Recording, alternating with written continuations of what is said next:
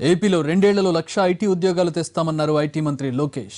గుంటూరు జిల్లా మంగళగిరి ఐటీ పార్క్లో 500 మందితో ప్రారంభమైన కేర్ ఐటీ సంస్థను లోకేష్ ప్రారంభించారు. ఒక్క మంగళగిరి ఐటీ పార్క్లోనే 2 ఏళ్లలో 10,000 ఉద్యోగాలు రానున్నట్లు లోకేష్ వెల్లడించారు. వచ్చే నెల రోజుల్లో నిరుద్యోగ భృతి పథకం అమల్లోకి తెస్తామన్నారు. రాష్ట్రంలో ఇకపై ఒక్క బెల్ట్ షాప్ కూడా కనబడదని మహిళలకు హామీ ఇచ్చారు. డ్రగ్స్ విషయంలో సీఎం చాలా సీరియస్గా ఉన్నారని, ఈ విషయంలో ప్రభుత్వం పూర్తి అప్రమత్తంగా ఉందన్నారు.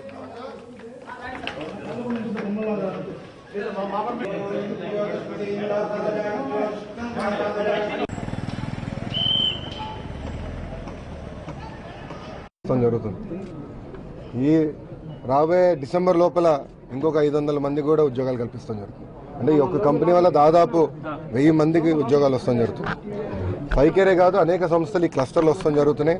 వచ్చే వారం కూడా Tier 4 డేటా సెంటర్ కూడా మేము ప్రారంభిస్తున్నాం.